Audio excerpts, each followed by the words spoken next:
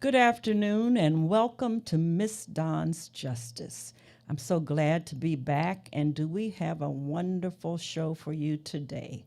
You know, it's election season and it's time to get out and vote. And today I'm going to get right to it. We need a new council person for Ward 8. That's east of the river, Ward 8. As the late Marion Barry said, the great Ward 8. And with me today, I have somebody that maybe some of you don't know, but you're going to get to know today. And that is none other than Mr. Rahman Branch. Yep. All right. And he is ready to go. I know you all want me to talk about PG County. I'll do that next week. But right now, it's the District of Columbia all the way. And we have a primary election coming up on June the 4th. June 4th. Okay, everybody, June 4th. We have an election coming up on June 4th in the district. But look, you don't have to wait till June 4th. If you want to see Mr. Branch win this thing, get your mail ballot, fill it out. You're number 2 on the ballot. Number 2 on the ballot. Number yep. 2 on the ballot. You know, there used to be a commercial years ago. You're too young to remember this. Number 2 tries harder. Okay. And they were talking about rental car companies. And there was a certain company that was number 1, but then there was a certain company starting with an A that was number 2. And it said, number 2 tries harder. Well, that's what we have. Number 2 is the number. Remember, vote number 2 on the ballot, Mr. Branch. Well, good afternoon, Mr. Rahman Branch. Good afternoon. Okay. Thanks for having me. Well, you know, I'm here sitting here in my blue and gold. Beautiful colors. Yes, the colors of the state of West Virginia, the colors of WVU. I didn't go there, but that's the color. And it's the color of a certain campaign. Okay. Yes, indeed. Look, you're no stranger in the District of Columbia, but where are you from? Tell us a little something about yourself. So originally, and thanks for having me again. Originally, I'm from Newark, New Jersey. Oh. Yeah, and then we spent some time as a family in Philadelphia, Pennsylvania. I went to high school in Philadelphia. All right. But we have family who live here in D.C., and for most of our childhood, we spent a lot of time in this area. Quite frankly, my father felt like, you know, there wasn't much to do as young black men in Newark, New Jersey. So every summer we would come here. My aunt worked right on 7th and Independence, but would send us out to Arlington County to go to the summer camps and, you know, kind of fresh air, fun kind of kids, hiking, backpacking, et cetera. So every summer since I was 5 years old, we spent here. When I got accepted into the University of Virginia, this was the closest big city. So I would often come here to stay with my family during breaks instead of going back to Philadelphia. And ultimately, you know, teenage kids, college-age kids, we would come here to unwind, to party on the weekends. So after graduation, this became the place where I decided to settle. And so I moved here and, you know, kind of laid stakes in 97. Okay. And been here ever since. Okay. Well, I'm familiar with the University of Virginia. My mother was born in West Virginia, but both her parents are from Virginia, and we're from that Clifton Forge, Charlottesville corridor. Absolutely. Absolutely. And so that's a beautiful area, but I could see where you would want to come and spend party time in D.C. Yeah. Okay, everybody. It was still Chocolate City at the time. Yes, it was. Now the demographic, and you brought up an important point because it was Chocolate City when I arrived in 1968 to go to college. So. It was Chocolate City when you came, and now it's 46% African American or Black. And so the demographics have changed, not just citywide, but even in Ward 8. Absolutely. Okay. You know, we had redistricting. Yes, we have. And so when you said east of the river, I was like, well, not totally. You know. Exactly. Yeah, east of the river. And but I have to break that habit because now we're on both sides of the river. And it's interesting because I heard you say 7th and Independence, southeast. Southwest. Oh, Southwest, on the southwest side. Yes. And even so, that's like an extension Oh, yeah. You know, I don't know where Capitol Hill really starts and ends anymore because it's huge.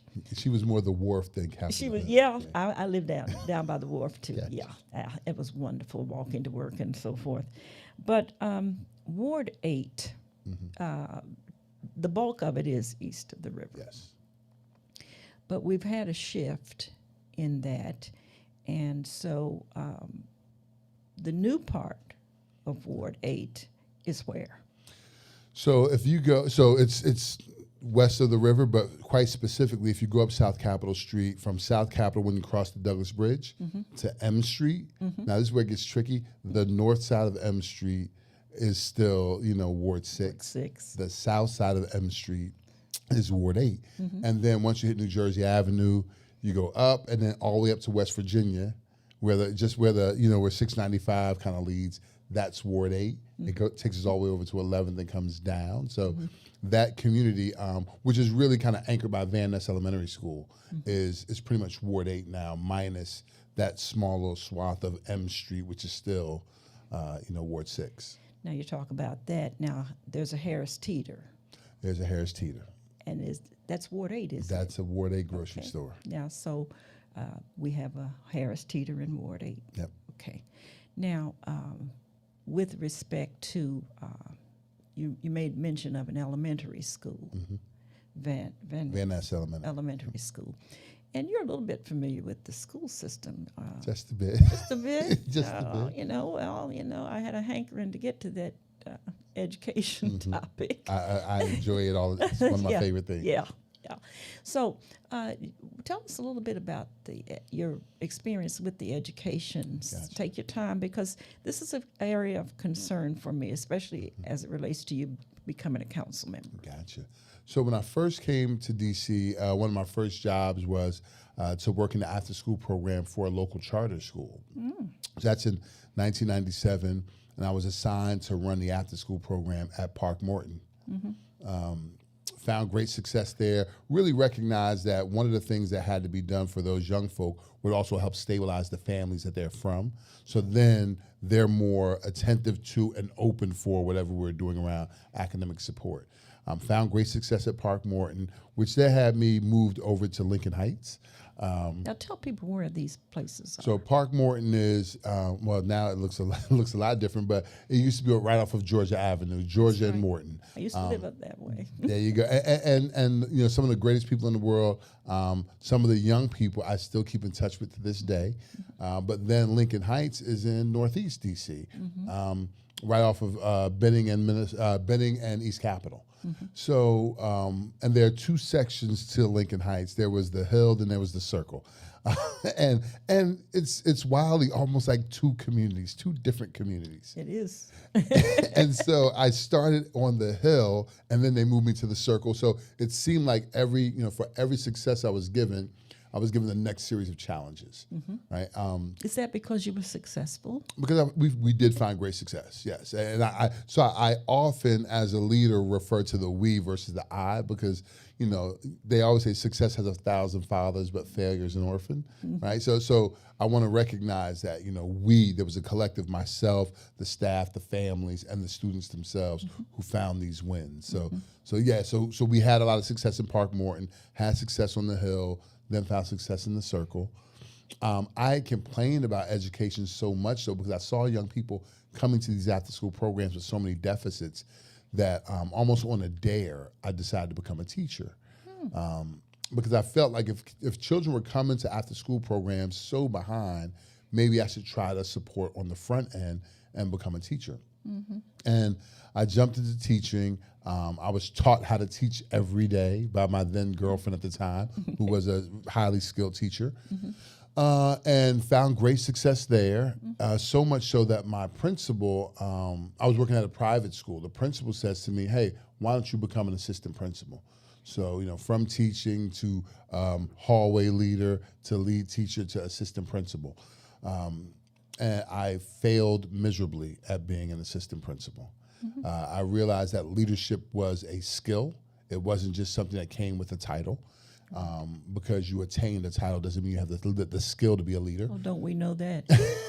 And so We're living that nationally and locally, and yeah. the megaphone doesn't make you a leader. No. But a lot of people defer to the megaphone, whoever has the microphone. So I pursued leadership training programs. One of them was New Leaders for New Schools. When I got accepted into that program, they assigned me to Ballou High School. Now my background were in the arts and education. Right? Okay, now stop right Yes. there. The arts. Yes. That was your original. Yeah, so I was an English major in college because and it was mostly African American literature, Native American literature, poetry. Those are the things I was into. Okay. That was my concentration. Right after college, I had done some work in the music industry, did some stuff with youth around them getting exposed to arts of varying sorts, because I believe art is therapeutic. It's a way to kind of drain off things that you might be carrying, place them into something that can be creative. And so I always use that, since I was a youth coordinator, in college, I'd always use the arts as a means to engage young people. So I immediately believed, and I spoke about it so much in my process to get into New Leaders, I believed that I was going to go to Duke Ellington. Oh. I said, well, this makes sense. Education, arts, it's all me. And so I had my sights set on going to Duke Ellington. Then I got assigned Ballou. And I asked the powers that be, well, why am I at Ballou? Well, now it's a dynamite band. Well, they have an awesome band, but I couldn't get a really firm answer that made me feel confident in the why. But when I got there, within a month, I realized the why. Yeah, I saw why. I saw that greater than anything that I may have wanted to do, I found the place I needed to be. And I found Tell the place everybody that felt where like home. Ballou is. Oh, that is the House on the Hill, 3401 4th Street, Southeast Washington, D.C., 20032. The baddest band in the land. Hey. The greatest children I've ever had the pleasure of working with. Their families are awesome. And I tell people all the time, the walk that my children had to make from home to school, most people in the district couldn't make that walk. So I always say, the toughest and most resilient young people I've ever encountered. Because it's in the hood. Let's break it down Absolutely. for people. It's in the hood, and sometimes people talk so badly about it. And we have to go up against that stereotypical image people try to put on the kids. And I drive through there even when school is letting out, which is really tight. Yeah. And I'm just so encouraged when I see the kids, because so many of them just have promise, just coming Beaming forth. out of them. Yeah, beaming Absolutely. out of them. Absolutely. And so, I look all around and said, no TV cameras now. Right. You Exactly. see what I mean? When That's it's going not great. captured. Exactly. Oh, absolutely. It's not captured. And I get so angry about that. Now, you heard me jump in about the band because, like when people talk about Ballou, I say, have you seen the band? And do you know about the history of Ballou? Absolutely. Absolutely. The math and science The program. math and science program. People listen to this now. So it's funny because when I talk to alum, they always talk about the math and science program. We produce some of the most illustrious folks in industry of all sorts who've come out of Ballou. When we started our nonprofit, the Friends of Ballou, some of the alum who are on the board are doing incredible things. That's right. And also, it should be noted that for anyone in the 80s and early 90s who watched It's Academic, Oh, I did. right? And I watched, especially when I knew Ballou was going to be on. They were kicking butt and taking Listen, names. they could answer the science and math questions before they even finished the question. Absolutely. Sometimes, The young people there were human computers. It was a sight to see. See, this is the part many Washingtonians don't know. That's true. That's true. Because Even people who live in Southeast don't know, because sometimes we absorb the negative yeah. and don't. Well, the challenge in that space is that a lot of times what I've noticed is that we identify the problem by pointing at children. Yeah. Right. And I've always told people when I'm in those conversations, they always say, well, how are we gonna fix this problem with our youth? Yeah. How are we gonna fix this problem with our youth? And I always kind of say, well, two things. The first thing is, what problems did they create? Yeah. versus the problems that they inherited, right? Oh, And the second thing I always remind people is I've never seen a farmer blame the seeds when the crops didn't grow. no. They look at the conditions. Did I give it too much water? Do they need more light? Do I have to use a different kind of ingredient in the soil? But they never see it said, I just have a bad seed. Without saying directly, we have a bad seed, a lot of people are trying to blame the seed when it comes to young people. Yeah. And they're the inheritors of the world that all these adults created. Yeah, because what nurtures that seed, they have no control over. Exactly. They don't control the budget. They don't control The resources. The resources. They don't control the public safety. No. They don't control the quality of the teachers in front of them, the quality of the building that they're housed in. They don't control the apartment buildings they live in where mushrooms grow out of the ceiling. Right.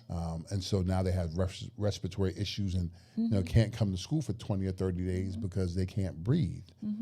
So when I hear us talk about, truancy and, levying, penalties against parents, I understand the thought of what people are saying, but we're missing so many things when we talk about stuff like that, because if we're going to blame the parents, then should we also wonder about the owner of the building who has mushrooms growing out the ceiling? Should we also worry about, we did a walk this morning. I just met a parent who says, my child doesn't get to school on time and they're dinging him with tardies and truancy issues. But the issue is he rides the DCPS yellow buses. So they're not picking him up, or they'll come late so he gets to school late, but they're penalizing my child for us doing all the things that he tells us to do. Be at this stop at this time, at your door, we'll pick you up. And when they don't come or come late, the penalty falls on the child. So again, what conditions are we placing children in? And now I do get that, and I encourage parents to be active. That's the part. In the school. And you were an assistant principal and you were a principal. Yes. Now, one of the things that Ms. Dawn has experienced is people, and I'll use your school as an example because it's the school in my neighborhood. Gotcha. PTA.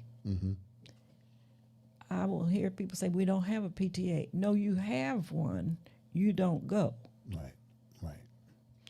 Unless some child gets killed or hurt or something horrific, catastrophic happens at the school, then the place is packed, the auditorium's packed.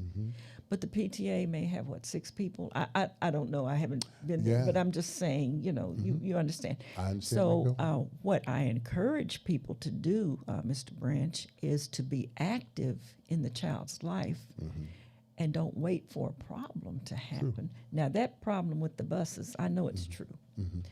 But what have the parents done to mobilize to make that? And that's and have we bothered to teach them how to do that? And that is so. When I was the principal, when I became the principal at Ballou, one of the things I recognized that I had to do was lean on the powerful set of resources that existed in the community already. So creating the partnerships with local nonprofits, with churches, with faith-based leaders became very important for a multitude of reasons. One, I'm not going to be able to connect and touch every person. I'm not going to be able to reach every person. I need partners who can.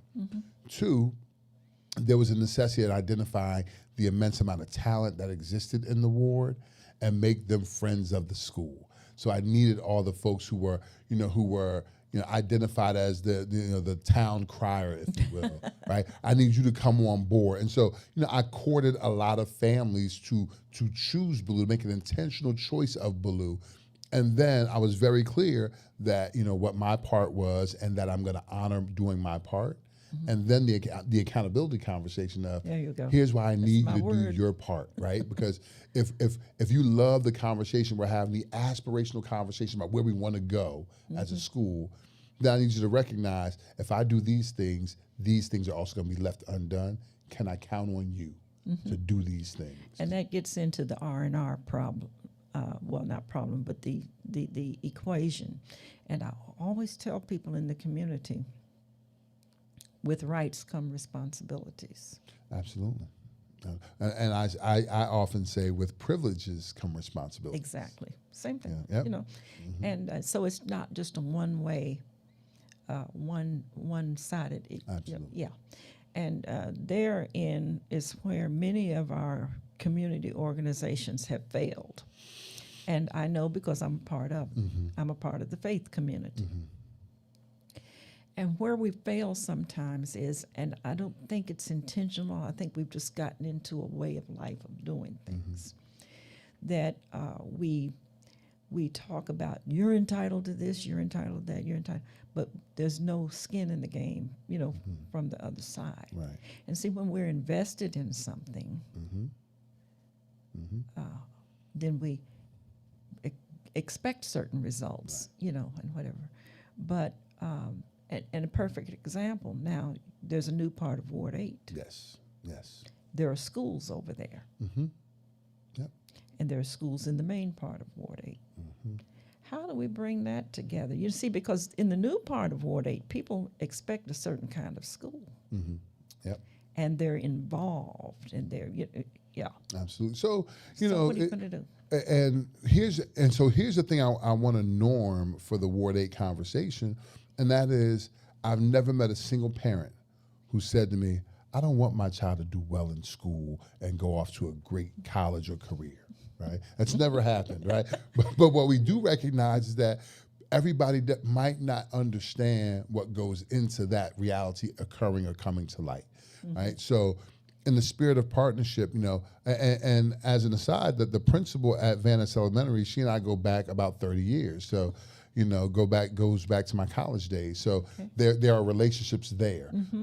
And also just collegial because we've been in education for so long. But I recognize that every parent who aspires to have a school that they can walk their child to in the morning and then go get a cup of coffee or whatever it is after that, then go sit down somewhere and do some work. For every parent who wants that, there's an obligation on our part to identify very clearly what goes into that. And then once we identify that, we have to make sure that everybody's doing their part. And so here's what I mean. For the families that I've talked to, and we've been in front of and around Van Ness for a while, talking to families there, and they want the same quality of education and safety and safe passage that we want in what's, I guess, Ward 8 proper or past Ward 8 proper. And so what I help them understand is, hey, so as a Ward 8 Education Council, when we're looking at all of Ward 8 schools, there are certain things that we have to advocate for on both sides because as a unit, we're a lot stronger. The Ward 8 families came to me about issues with the Ward 8 families around Van Ness Elementary came to me about an issue in regards to the school lunches and them not having enough lunches to go around and something in regards to, and we have to investigate it, but they're working with a new vendor and the new vendor is giving lesser units than the past vendor, et cetera. So that is where my advocacy and support for their educational needs step in. And then on the opposite side of town, it's around the reality of being a high school principal who had 60% of his children come to him reading between kindergarten and fourth grade levels. So the advocacy is the same for the goals that we want, but now the conversation is continuous because, our new Ward 8 families and our old Ward 8 families both want healthy lunches. They want healthy food options. They want to have teachers who are competent and skilled to make sure that children read. And the coalition building looks like me talking to each family and saying, here's how we get all the things we need on the education front. And the reason why I feel confident about that is because that's where the bulk of my experience lies in identifying what works for children. I can even identify where the money should come from. I have that background and experience as well. So when we're figuring out, well, how do we make it happen? Oh, well, we can very easily look at other things that we spend on and point directly to that and say, now, is that more important than these children being able to read? Okay.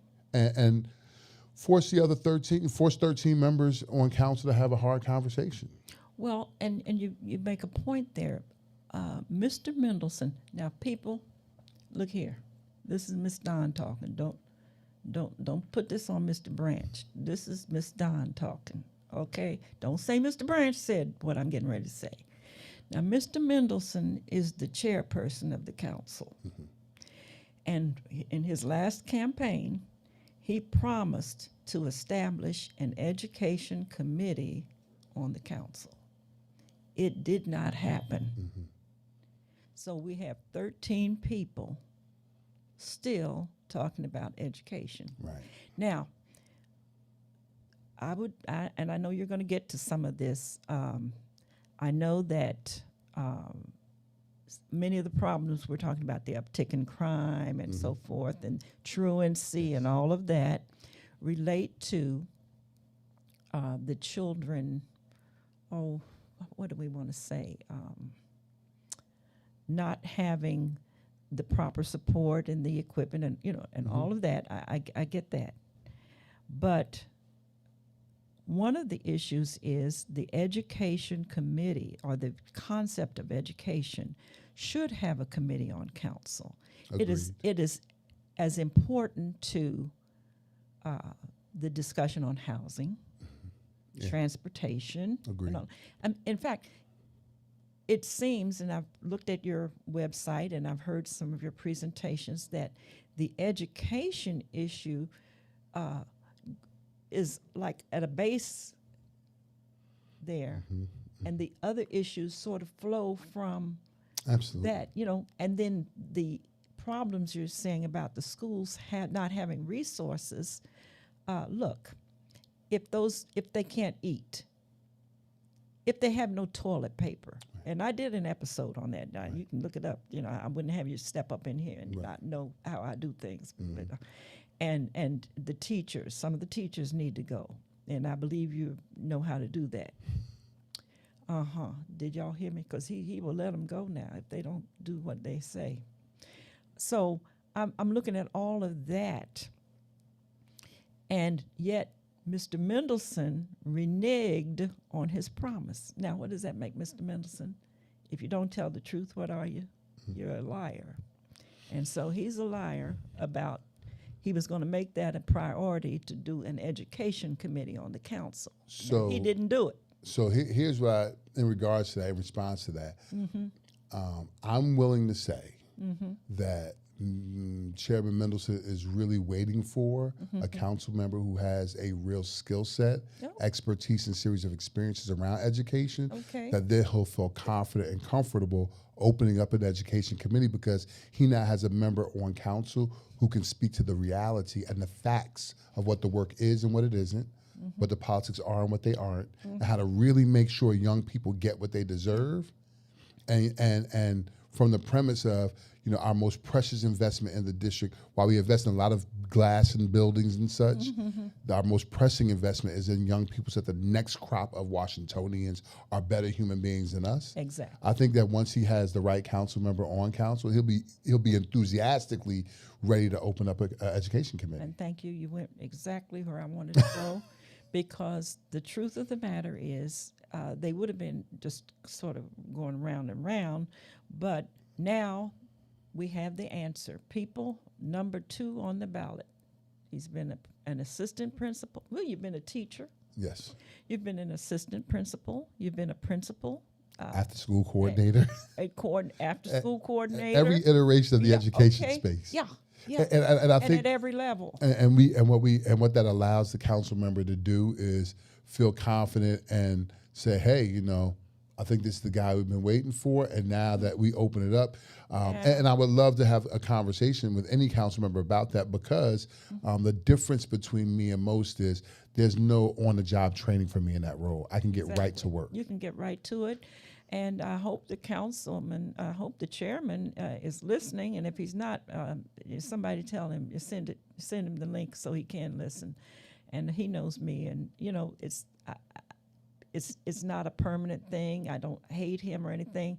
I just am disturbed that people don't keep their word on things. Now, that's just where I am on that. And I'm disturbed that the other 12 on there did not say, hey, we need that committee, So, okay, folks, and that's the 12 plus Mr. Mendelson. Here's an answer. You have a chairperson. You can have somebody, and of course, you can't be a chairperson when you go on that. Right. That's the rules. But you do have somebody. You don't have to have the title to do the work.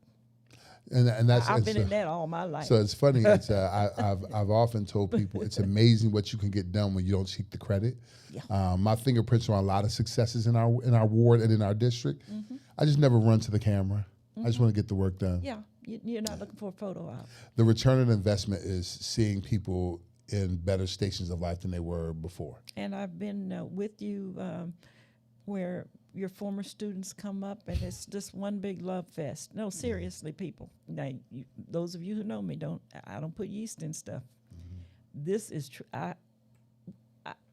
I was interrupted so many times in our meeting, and I was happy about it. I was so happy because your students saw you.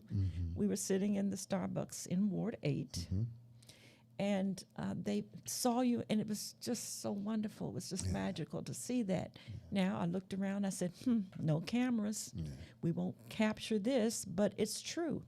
They're looking at you, and they were talking about their success at the school. I heard them with my own ears.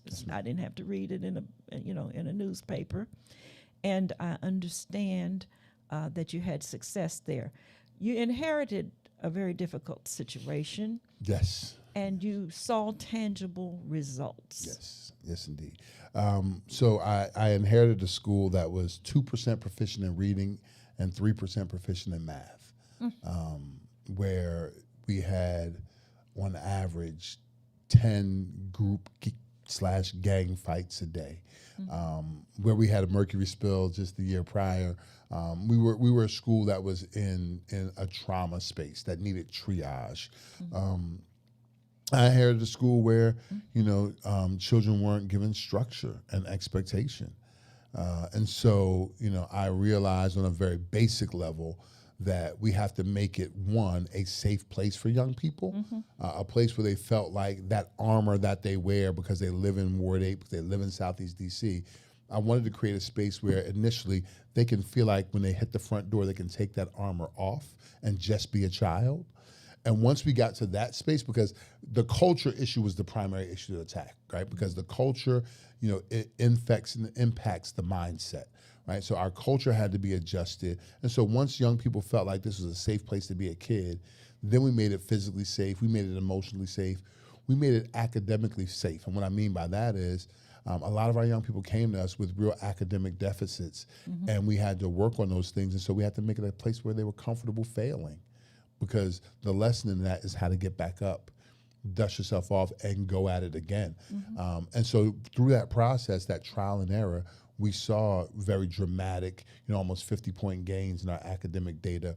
We saw dramatic gains in our attendance data. We saw a dramatic decline, almost 60% decline in violent, offenses at the school. And there was a correlation to the drop in violence in the community around the school. And that came because we really identified what our young people were interested in, what mattered to them, and ways that they can now see what they were doing now having relevance to where they want to go. And I had to realize really quickly that my job as their principal was not to worry about what I wanted them to get. Like, you need to get these things. I had to be focused on what they wanted for their life and tailor what I gave them around what their interests were.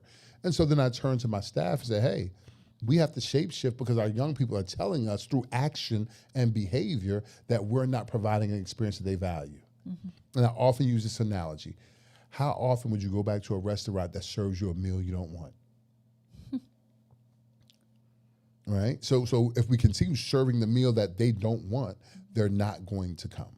So we had to now figure out what they were interested in, and then we could slide the medicine into the applesauce. But we had to make sure we were giving them what their interests were, and that's why they start coming more.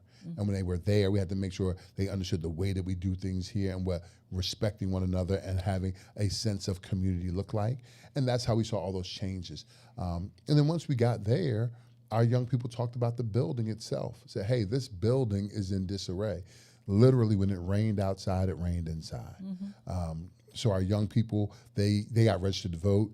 They would write council members every year saying, hey, the graduating class of Ballou has 100 plus registered voters. We would love for you to come and talk to us. And like clockwork, they all come running, right? Because now there are 100 new voters, right? And so, when they would come, we would intentionally put them in, some of the worst parts of our building. So, elected officials would have to have, meetings in the darkest, dampest, moldiest parts of the building. And when their staffers would come to me and say, well, Mr. Branch, can we move them to another room? I would tell them, if this is good enough for my children, Yeah. right? Yeah. And we did that enough until one day a council member took a picture with me, and I believe the Washington Post has the picture, and we're arm in arm after a conversation with children, and behind us, the lockers are leaning out of the wall. Oh, that's a Right. great picture. Absolutely. And so Great picture. then, the conversation turned into, well, this school needs a new building. Right? Because it wasn't about the fact that we were living this way for so long. It was like, hey, now we're being seen as allowing this to happen, right? Exactly. And the city council gave us $8 million, and we just thought that wasn't enough. Councilmember Barry, give thanks to him, he made $8 million turn into $64 million. Yeah. Lord, do we miss him? Yeah, absolutely. Like, and let me be clear, there wasn't a lot, at least from my vantage point, there wasn't a lot of political wrangling. No. When I called him and said they only gave me $8 million, he says, I'll call you back in a week. And he says, hey, I got you $64 million. If you need something more, you got to go and get the rest. And this is why I believe in us in Ward 8, because he valued education. he used to come and teach a class in our building. Yeah. Chemistry. Yep, he would teach a course every year. Yeah. Yep. Well, he was a scientist. Absolutely. ABDA said all but dissertation. He was All but dissertation. Yeah. And so, our community got behind the idea of us deserving better. We saw that the 7 other high schools in the district were getting almost double our money at certain points on their building fund. And so our community began to ask council members, ask the mayor, ask the chancellor, will our school be as nice as the other schools with half the money? Yeah. And without an explanation, we're forced to believe it's because of all the traditional isms that we're not getting funded.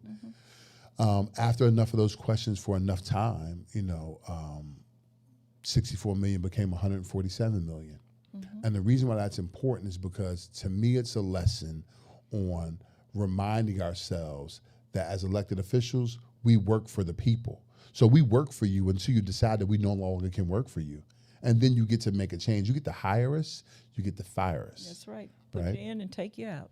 And I want us to remember the transactional nature of that politic, because there is the Ward 8 council seat that they get to consider the resume of the incumbent versus the condition of the ward. But then there are also 5 at-large members that they now also get to look at and say, hey, all of these folks are asking us for a job every few years.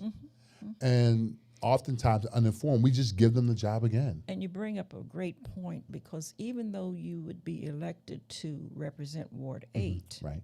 what I tell people is you still will introduce legislation that affects the whole city. Absolutely. So on a certain level, everybody's at law. Absolutely. You see, Absolutely. and I tell people, don't just run over and talk to your ward person. All the at-large people represent you. Yep. Exactly right. Okay, so how many high schools are in Ward 8? Ooh, it grows all the time. So, I mean, no, how many schools?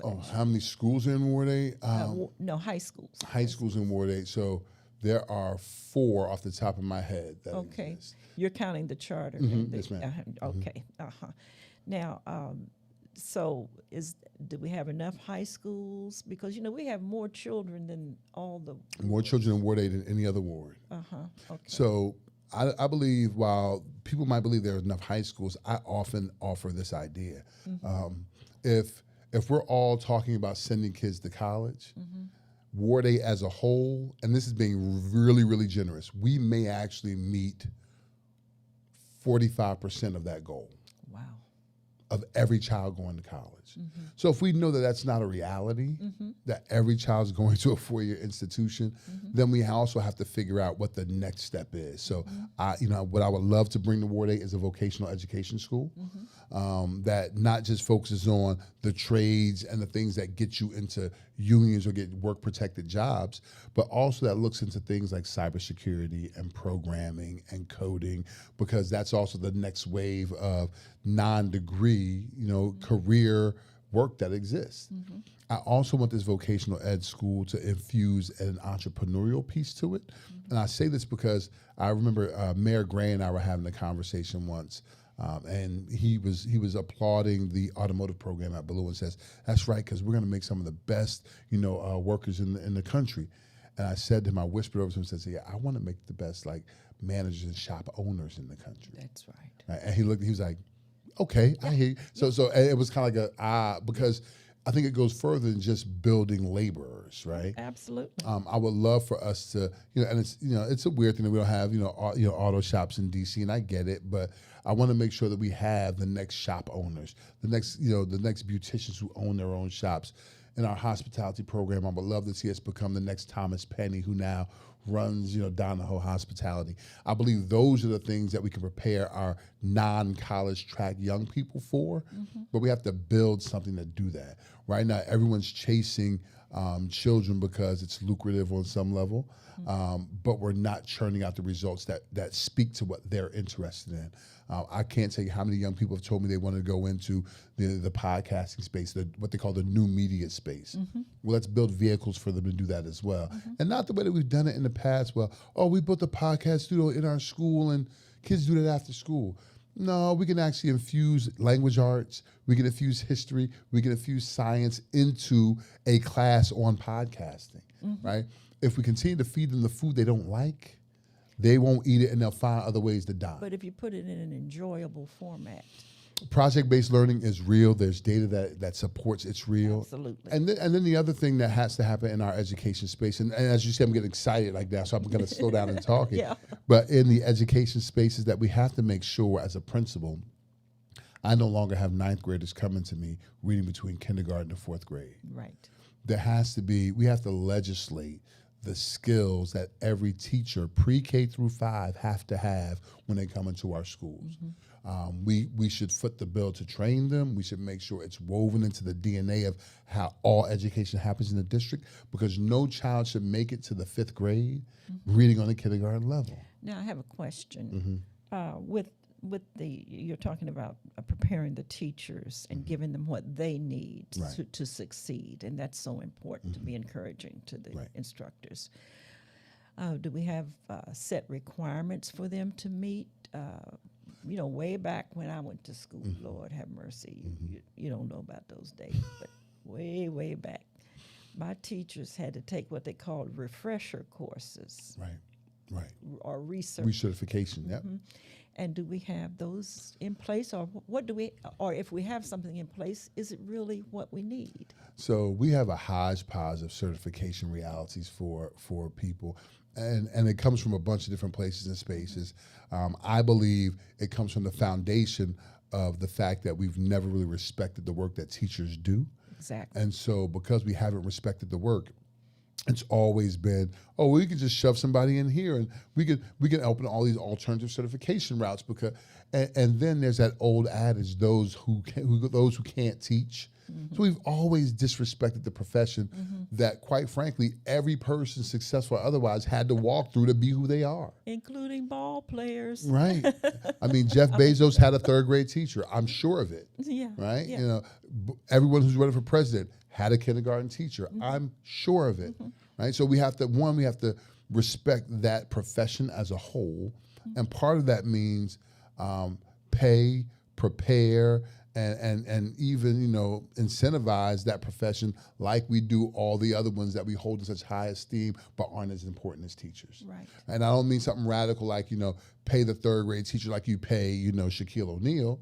Like I'm aware of how the system works, but I do recognize we have to give them the tools that they need to be the experts that they are, give them the support to constantly be able to retool their skills, right? Pay for those things to be done and pay them while they're getting those skills refreshed, because we've seen our academic data, in comparison to the rest of the world, plummet year after year after year. And we're talking about the nation. The nation. Yeah. Right? Yeah. And so in DC, I think we've been the seat of ed reform since 2005, right?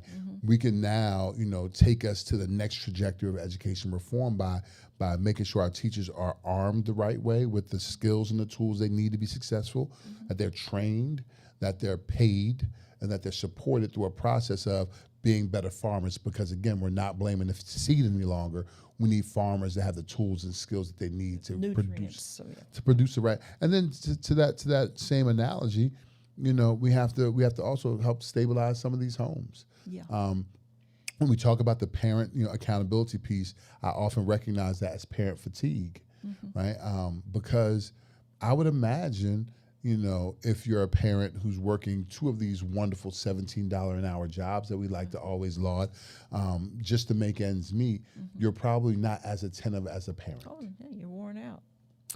If you're there at all, right? If you're there at all, yeah. And so, instead of vilifying that person who's really trying to provide a way for their child, we need to begin to identify, as early as possible, all the warning signs of when a young person's off track, get in contact and communication with the families, not from the standpoint of, hey, little Billy's not in school, but from the standpoint of, hey, Billy has a B. And if he were in school this week, that B could become an A+ because there's a test on Wednesday, and he has the skill. But hey, Mom, I don't know if we've had that It's a very different approach, and the parent, and I know it because I've done it. A parent responds way differently from me calling saying, "Why isn't Billy in school? I could take you to court. We can actually have you in truancy court." Yeah. But if I call and say, "Hey, Mom, I noticed Billy has a C."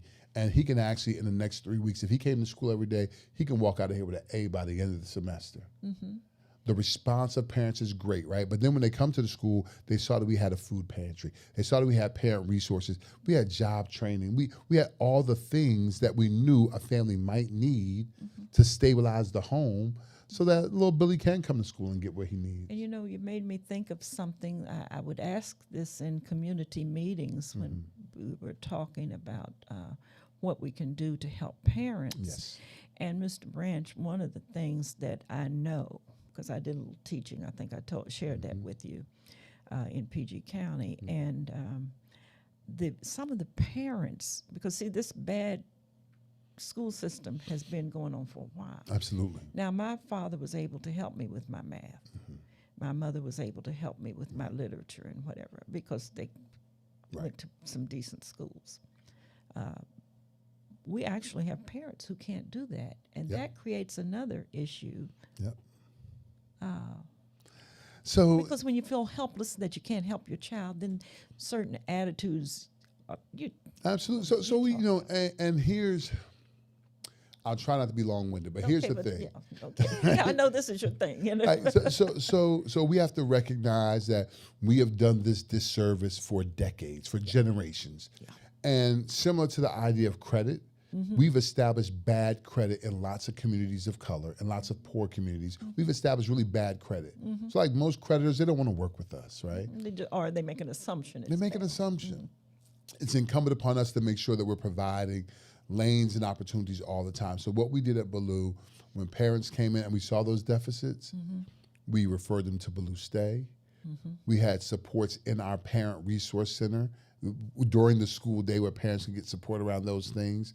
We pointed them towards all the different resources, and DC is resource rich. Oh, yeah. We pointed them to all the different resources that are available to them, but we never allowed them to walk out not getting what they need. We were always going to be an answer, not the answer, but an answer to an issue. Or at least the very thing you could do would be offer these services. You can't make people do anything, but you can offer them. I can put it in front of you. Yeah, yeah. So we do have those services, and I knew that, but I wanted the people to know it. Absolutely. Because sometimes we go along and we don't know. That's right. And, not knowing is ignorance, and that's just the process of not knowing. It doesn't mean I'm dumb. I just don't know, So now you have addressed that. And how about the relationship between a good education and employment? So, it is the number one indicator of your future success.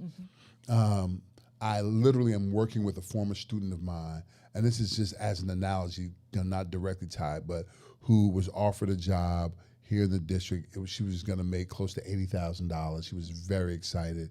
And then they said, yeah, just give us your driver's license information so we can get you registered in. Now she's 34 years old. She doesn't have a driver's license. Wow. Right? So that's no different than all the other educational experiences. They're going to be you look like the right person. You're so charismatic. You speak so well, for those who still use that kind of stuff. But all the things that make you an impressive, opportunity for anyone to hire, no matter how affable you may be. if you don't come with the requisite skills, the requisite certifications, the opportunity that someone might be aching to give you, they're going to pull it away because we haven't prepared you properly. So that vocational ed school, learning how to make sure that we're reading on grade level, providing financial literacy for our residents as they go sixth grade through 12th grade. Those are all the things to prepare them for the adult they want to come. And the reason why we have to do that is, I have so many young people who graduated from Ballou who did it the right way, did all the things all the adults told them to do. Seen some of them. And a lot of them are saying, well, I can't afford to buy at home, right? So that career that they want is often off the table for them because that next phase, that go to college and do these, they've done all the academic stuff they're supposed to at the high school level, but either we're preparing them for the college-ready jobs that exist, or we got to prepare them with the skills that pay $48, $58 an hour, which are living wage, kind of careers, because then they can walk into those jobs with those stackable credentials, with those certifications, and then they can start that life that they've always thought about starting. A lot of my young people are now creating young people, right? And it would be great for the ones who didn't attend college and do it that route to have those skills that make them viable in a space where I'm fighting for living wage jobs for every Ward 8 resident. But we got to prepare them for that reality. Yeah, yeah. I was sitting here thinking about the concept of entrepreneurship. When I came to Washington, it sort of hit me in the face that everybody talked about getting a good government job. And we still have people talking about it, and there's nothing wrong with working for the government. I have done it. But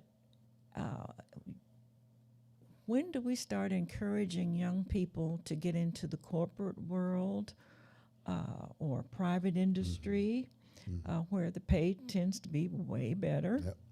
And there are so many creative opportunities. Absolutely. Okay. And then it's like job, career, business. The way that we've done education has killed the entrepreneurial spirit. Okay. It has killed the entrepreneurial spirit. In grade school, you'll see so many young people who say, I want to be fill in the blank. And sometimes it is it's the doctor, the lawyer, the fireman, the astronaut. But then other times, especially nowadays, they'll say, I want to be a content creator. I want to be a website developer. Yeah. I want to. So these are things that you can actually make a living as an independent business, right? And what we haven't done as a school system, as a system of schools in the nation, to say, well, let's put those things in front of young people now, right? And instead, what happens is, to the point you made earlier, those are experiences that only the rich can afford to have as a supplement to their traditional education. And so then they wind up taking the jobs that are all in the creative space, in the creative economy or the gig economy that we often talk about, which is a multi-billion-dollar space that people transact in. But our children are left out because it's a privilege to have the skills to play in that space. We need to build that into our public school system so young people, no matter what the lottery of birth dealt them, can then attain.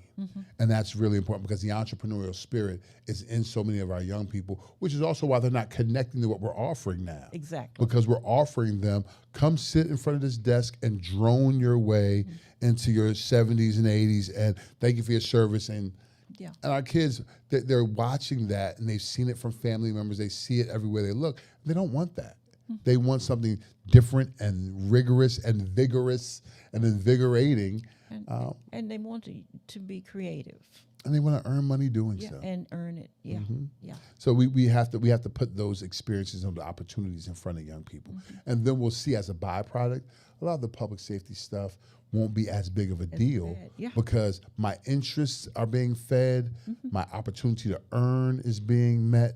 I see a trajectory for my life, so I don't have to, these things are of less interest, or they don't grab my attention, or I realize there's so many other things I can do versus this. Public safety is a byproduct of what we have or haven't done in our society.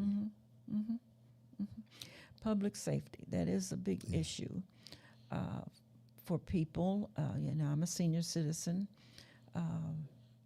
and many seniors in the district, and in particular where we are with Ward 8, because we have a big public safety issue there.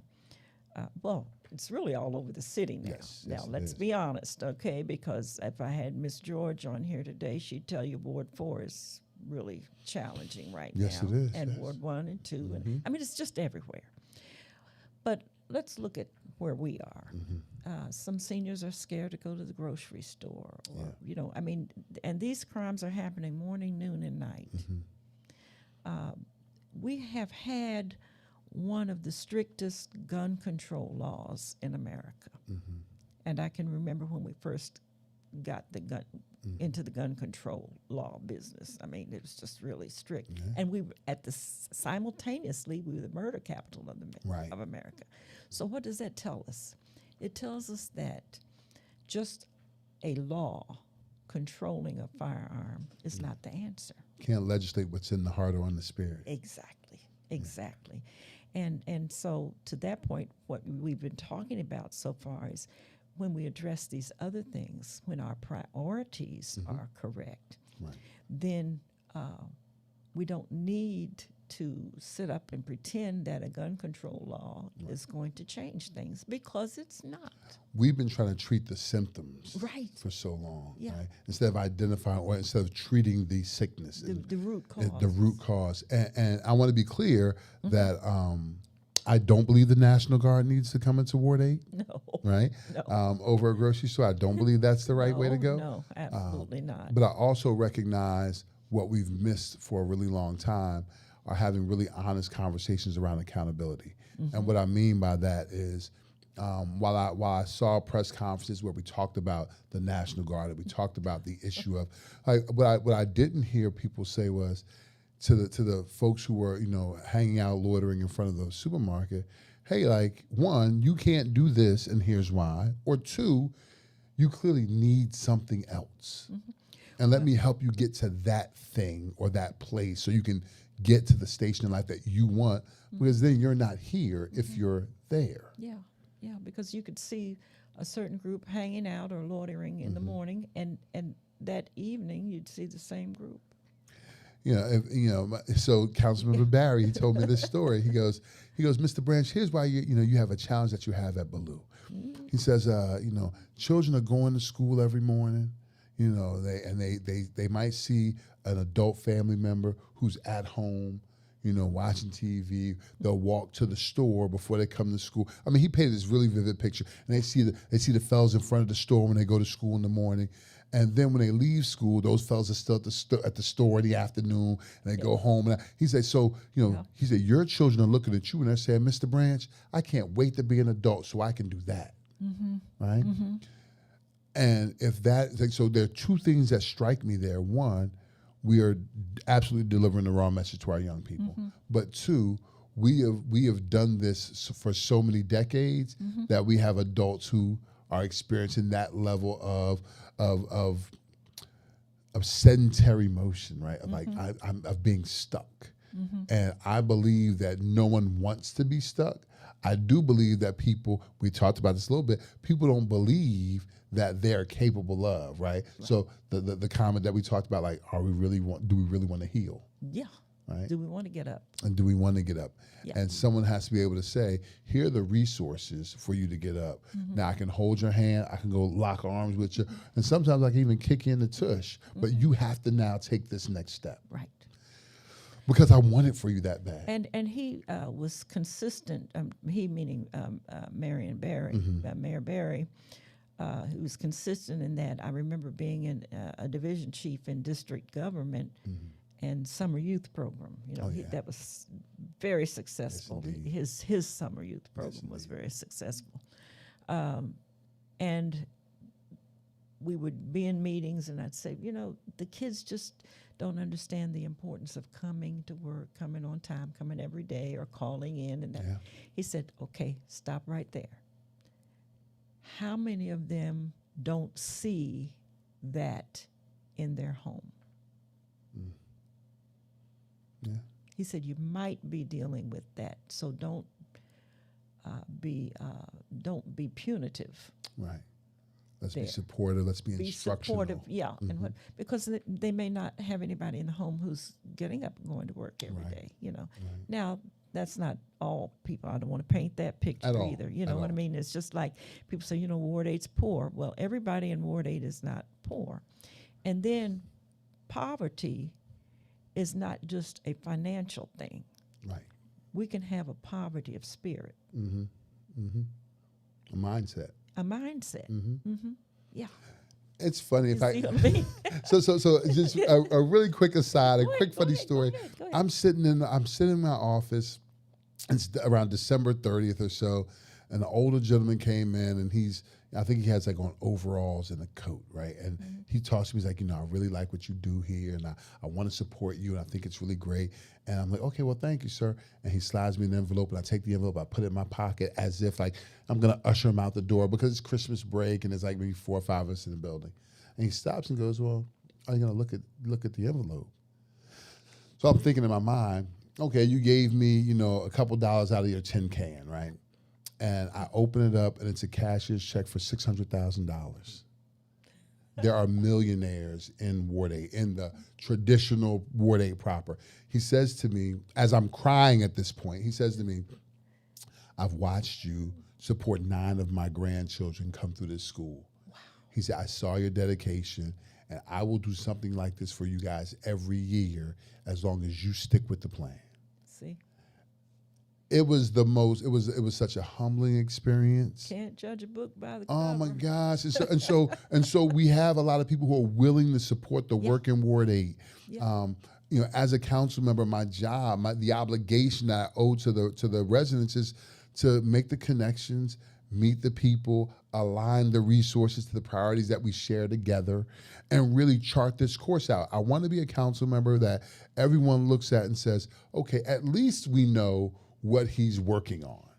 Right? Right now, I'm hearing a lot of issues around responsiveness or hey, those priorities aren't mine because the focus is in one community versus the ward as a whole.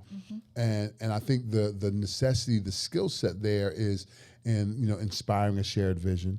It's in encouraging the heart. It is in challenging the process.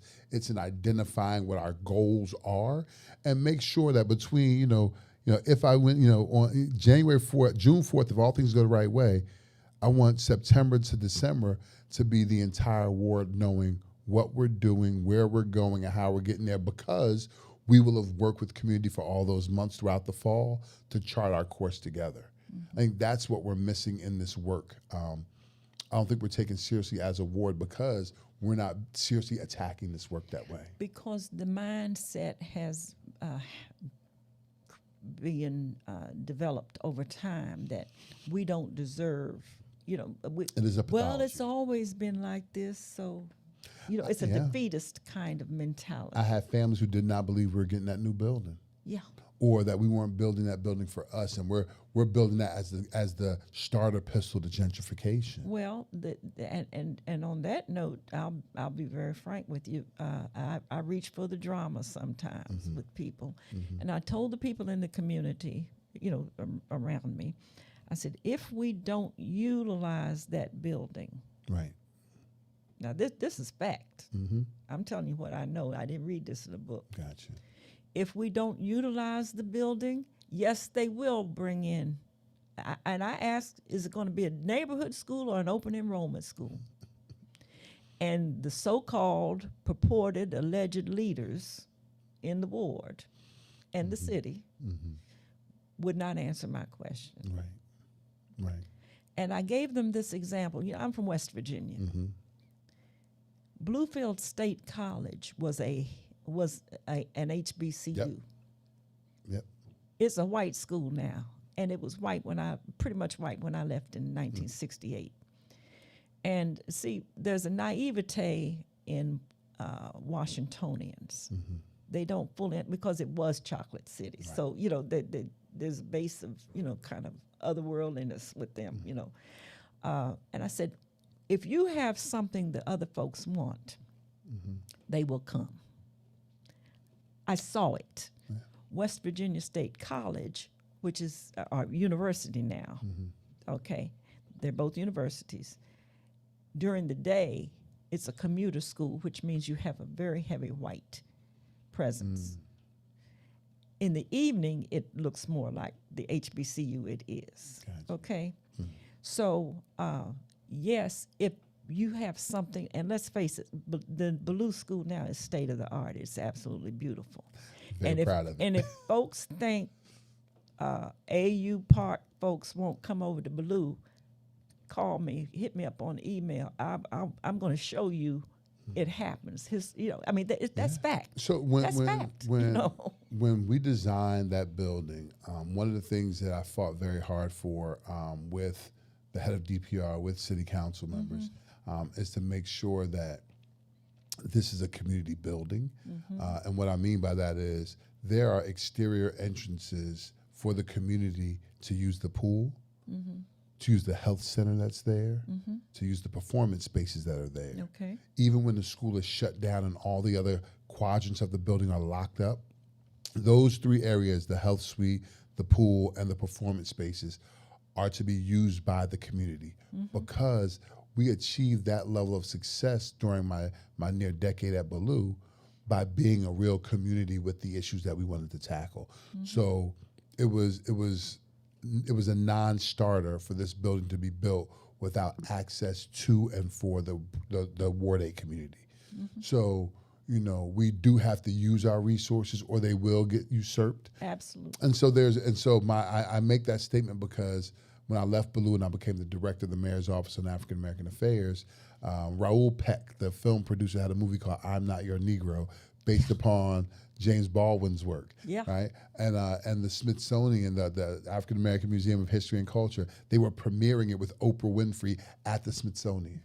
Raoul Peck called me and said, "Can we do this in the community first?" So they had a 9 p.m. showing at the museum. He had a 7 p.m. showing at Ballou. Because it was meant for, similar to his film, the things that we're doing were meant for our community.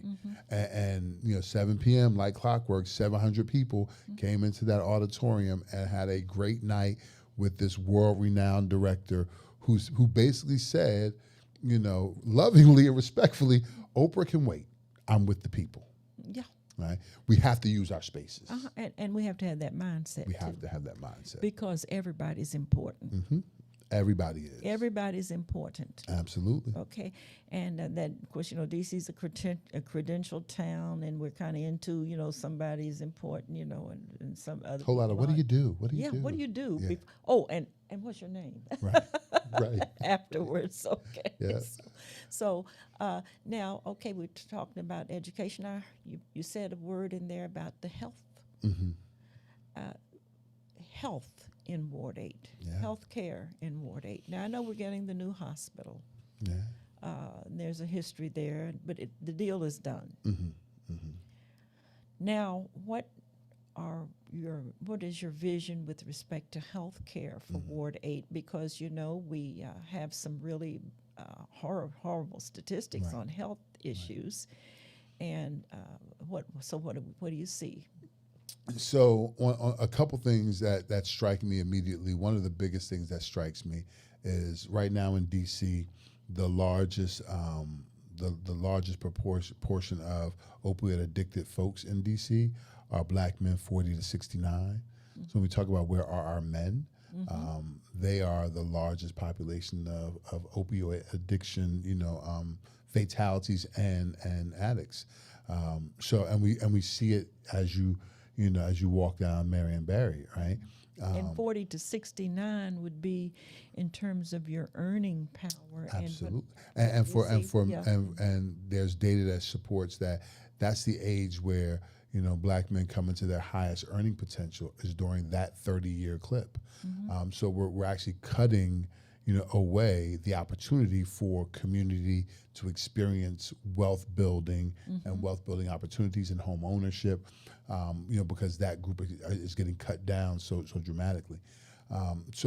There's a necessity of that being addressed, coupled with the food options that we have in the ward. So when we talk about health, and Cedar Hill, which is now coming, and we know that it's been Vince Gray's baby for a really long time. What we have to also do is align just like most hospitals have medical centers that are around it and connected to it, we need to have our treatment spaces, our triage spaces, and our wellness spaces connected to that hospital. We need to make sure that residents who are struggling with these health realities, the prenatal issues that our Black women are having in DC, and especially in Ward 8, we need to make sure that this facility is prepared to capture, again, through triage, wellness, and care, all of those challenges. So, not just the hospital, but I envision that now growing into a health center, right? That does all these things, and that's important because we have to then look at the commercial corridors that are selling green juices and orange chips and different syrupy chemically snacks to our young people, which are only exacerbating the health challenges. We have to now identify healthier options, and that looks like some of the healthy foods grants that the mayor put out when I was working with her. She put out these healthy food grants for local businesses to transition some of their food into healthier options. We have to support bringing more sit-down restaurant spaces into Ward 8 because those healthy options more times than not are in sit-down restaurants, not corner stores. And so we have to present that, or carry-outs. We have to present that to our folks as well. And be mindful, all the things I just mentioned, there are jobs tied to all of those for those who are looking for that. And business opportunities. And business opportunities and all those things. But, if we invest in our longevity and invest in our health and wellness, it not only becomes physically lucrative, it becomes financially lucrative as well.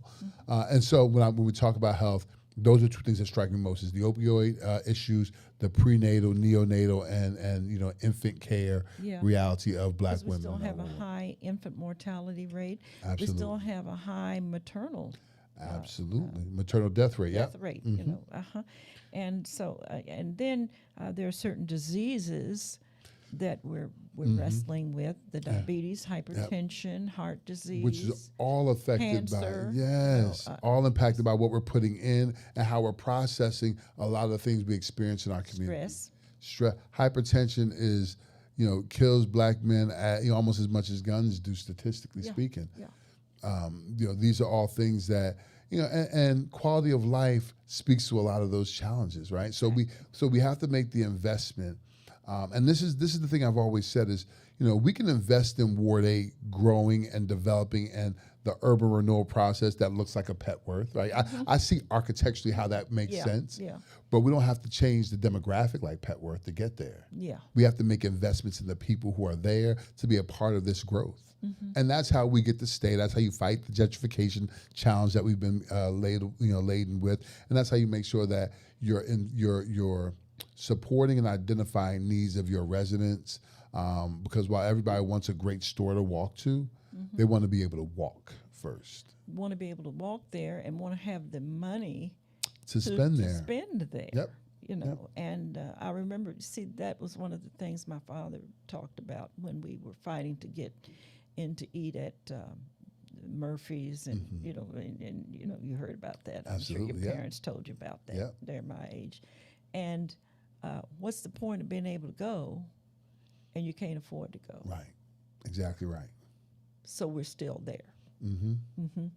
We're still there. I want to talk about health care. You were talking about having urgent care centers. I think that's what you're talking about, and some health clinics sort of connected to the hospitals, not like the Washington Hospital Center has spaces where doctors have medical centers and medical centers and so forth. One of the problems that was created over time, and this is not just a Ward 8 problem. Right. In fact, this is a national problem.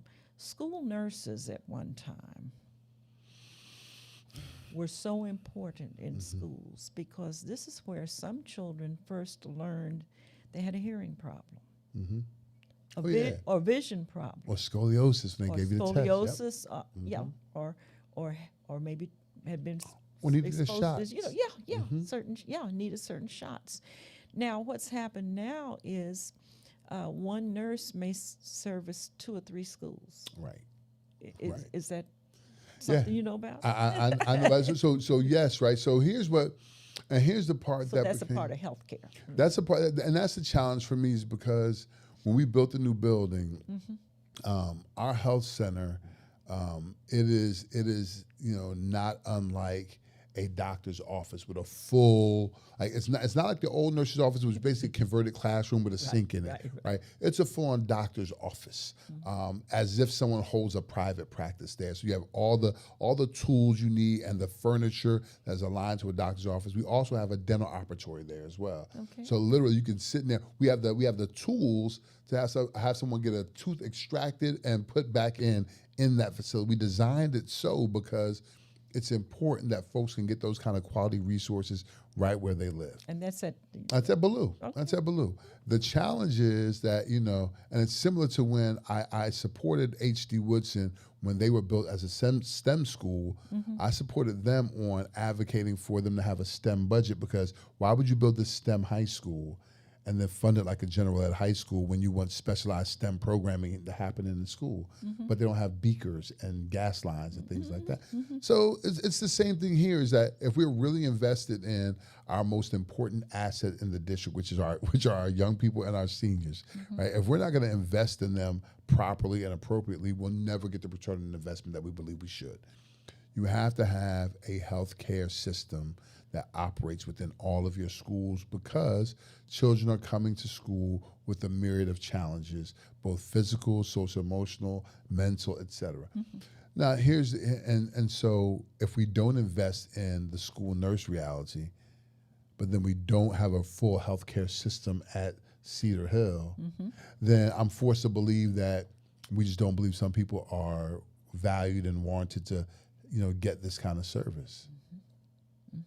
So I'll leave it up to, 14 people who currently are managing this district to have that conversation. But I know from being a practitioner who's been on the ground most of my career that we absolutely need healthcare professionals in our school buildings. full disclosure. My grand aunt Maddie was a school nurse. Wow. In a segregated school system. She and another lady, Miss Doris Allen, were two of the earliest African American registered nurses in the state. Wow. Okay. And I know from that experience at Barnett Elementary School that many young people who were maybe having trouble seeing the blackboard. Right. You see what I'm saying? Now that goes back to, I'm 73 years old. Yeah. And it was important then. It was important when my mom went to that school, and it's important now. Absolutely. I don't know a single time where health shouldn't be a big deal. Yeah, Right? yeah.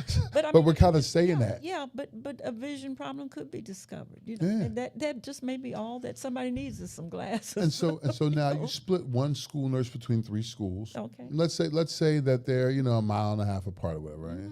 So the time that I'm traveling is the time a child can't get served. The time I'm at another building, that's 2 other buildings where a child can't get served. Heaven forbid I've earned any accrued leave or I'm sick and need PTO.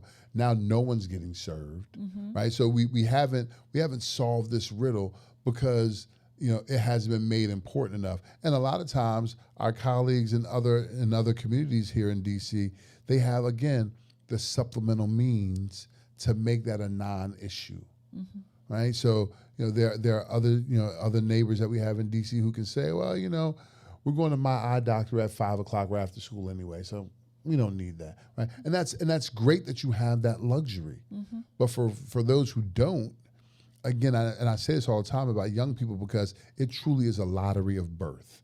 There's nothing about that baby in the Palisades that is greater than or less than this baby who was in, Congress Heights.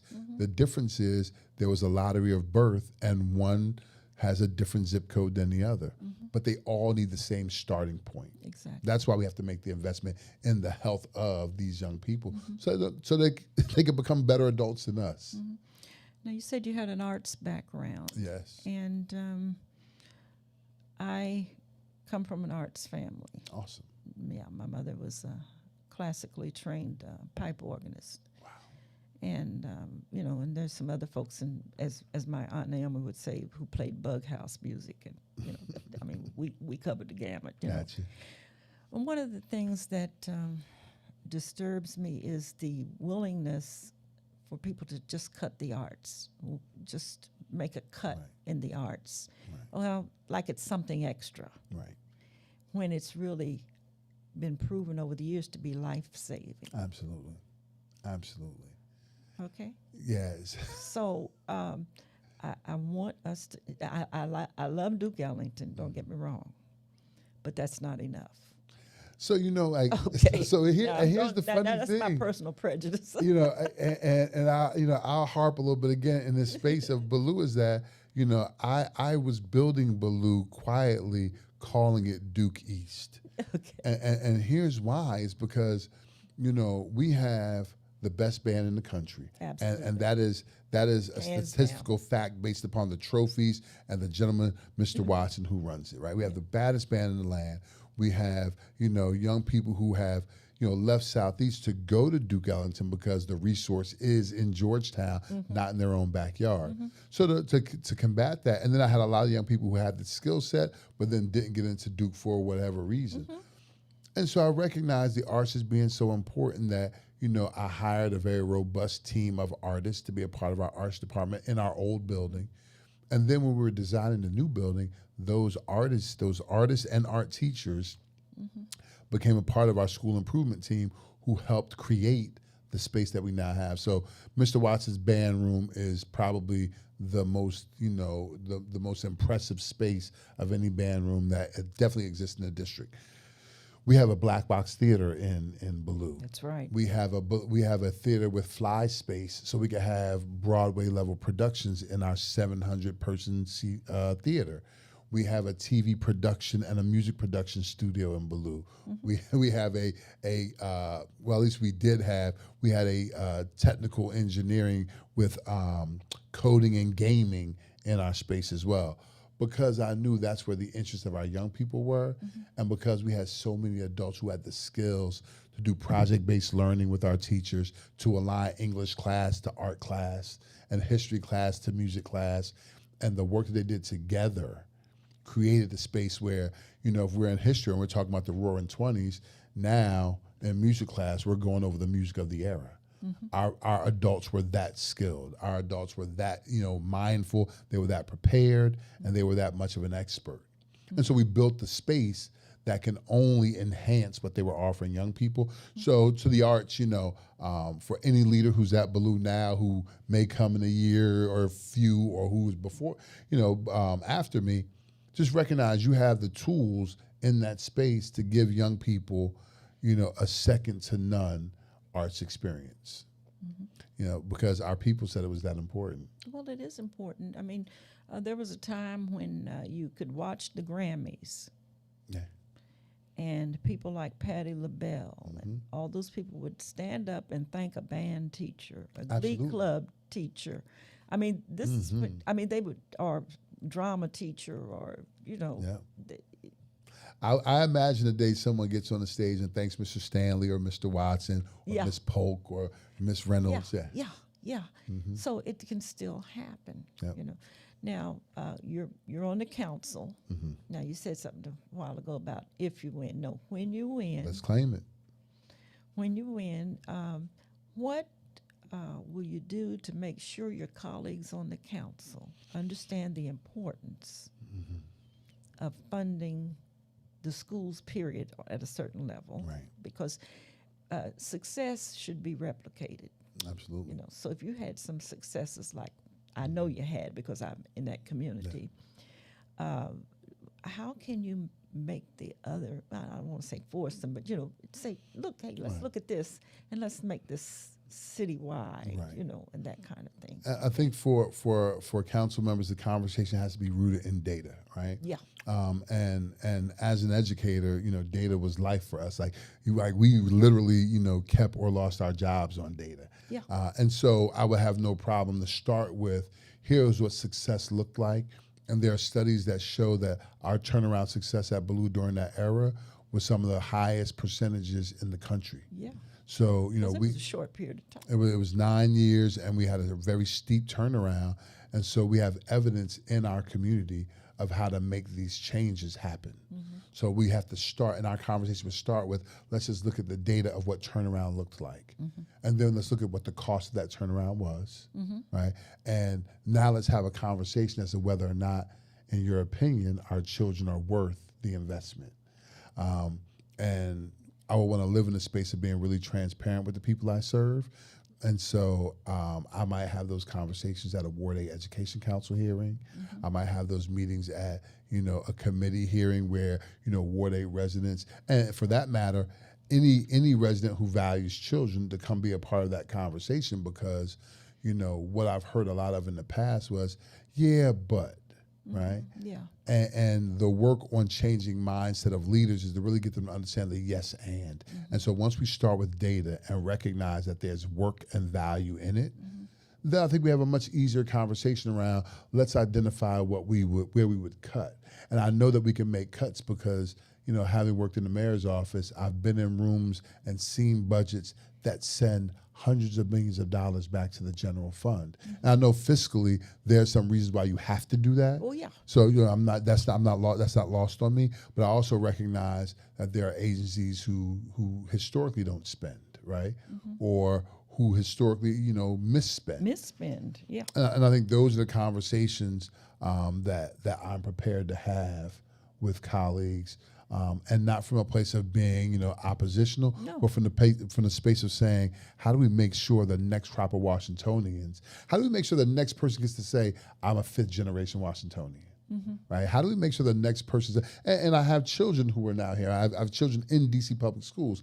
So, I would love for, my grandchildren to say, I'm a 3rd generation, right? But we have to do certain things to ensure that. If not, we're rapidly changing the conversation. Or you're just saying you're 3rd generation, but what does that mean? Right. What does it have real meaning? Exactly or positive meaning? Exactly right. And that gets into generational wealth, which generational wealth is not just money. At all. Right. It comes from a lot. Generational wealth looks a lot of ways. One of the things that we've been discussing in Ward 8 with a lot of our seniors who've been talking to us, they worry about the tax deferral program. They worry about what it looks like when they pass and they know that they've had 7, 10, 12 years of tax deferments that now their grandchild inherits when they inherit the house. Like, is that a form of rapid gentrification when your granny passes, you get the house, but now you get this $50,000 tax bill? Well, the thing that we have to do is make sure we're going back to what you said, they have skills and either they have a business or a career and they make the money to afford. Yes, and it's like so yes, and we have to make sure also that we're not putting ridiculous expectation on that tax bill when it comes, right? Yeah. Because if I am a 9 to 5, it changes. Because if I'm a 9 to 5er and you give me that tax bill and you tell me we need this in 90 days or we're taking grandma's house, we've accelerated the reality of gentrification in our district. Yeah. Well, I know we have many things to consider, and we didn't talk a lot about public safety, except that so much of what we talked about impacts the public safety, And many times people say, I wish you'd shut up talking about schools, Edwards, because you don't even have children. Well, yes, I do.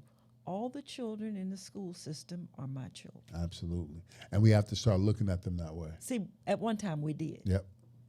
See, at one That's time right. we did look at it that way. And then it took, we like to spout off little phrases, it takes a village to raise a child. But then if somebody in the village says something to the child, then I'm looking at an irate parent. See, now, how much does that cost? Nothing. Right. Exactly. See, everything is not about a dollar. You're exactly correct. But we've lost some things over time that we need to reintroduce to people. As a council member, I feel like that's one. Again, you can't legislate the heart, right? You cannot. But what you can do is show up for people in a fashion that reminds them of the values that we all espouse, right? That reminds them of the obligation that we have towards humanity, and that reminds them of their ability to do something about an issue, even when they feel like maybe they can't. Yeah. Right. And so that's what I believe the next council member should represent, and should represent that for the now very diverse, Ward 8 community, because when we talk about that diversity, it doesn't just exist in Navy Yard. There are It's everywhere. Congress Heights, Bellevue, all are very, Fair Lawn, Anacostia. The historic Anacostia. Yes, all very diverse communities now. Very, very much so. And if we continue to treat them as the others, No, can't do it. then we're setting up this situation to be very, adversarial, and that's not what anyone wants No, we don't. when we talk about having a small town feel. Right. We have to recognize that community is all of us, and we need a council member who can effectively do that, communicate that, live and show that. Okay. Now, are we voting now? Are we? We're voting right now, so ballots have been mailed to every home. And if you scroll through your packet, you want to hit number 2 on the Ward 8 race. Number 2 on the Ward 8 race. Early voting begins on the 26th, so during Memorial Day weekend, you can vote as well, except for Monday, obviously. But you can vote during Memorial Day weekend. You want to walk in, number 2 on the ballot there. And then you want to also, on June 4th, come out in droves. We want to have more voters than we've ever had in Ward 8 over the last 30 years, is my understanding. We want to get a healthy swath to come in and vote number 2. And we'll have the drop boxes. Yep, drop boxes are they're already up for people who are doing their mail-in ballots as well. And you said it earlier, number 2 tries harder. For our younger people who live in that web space, I like to tell them that this is Councilman 2.0. Yeah. Right. So this is the updated model of what council can be. Yeah. And look, people, vote early. Yeah. And do, if you get the mail ballot, you can put it in the drop box. Okay. And look, when you vote early, then on June 4th, when we have the victory party, you won't be all tired from standing in line. There you go. You can just be fresh and ready to come to the victory That's party. right. That's where right. we're going to throw down. Miss Don going to do the slide and the, what's the name? The Cuban, what do you call it? Cupid shuffle. I can do all of that. Indeed. And I want to do that, and, we're just going to get down. So vote early. Now, I'm not going to say early and often because that's illegal. Well, I'd say make it a voting party, right? Get 2 friends to bring 2 friends. Look at this as if you go into your favorite show. If your favorite artist was in town, you call 2 friends who'll call 2 friends. Let's all go to the show. Yeah.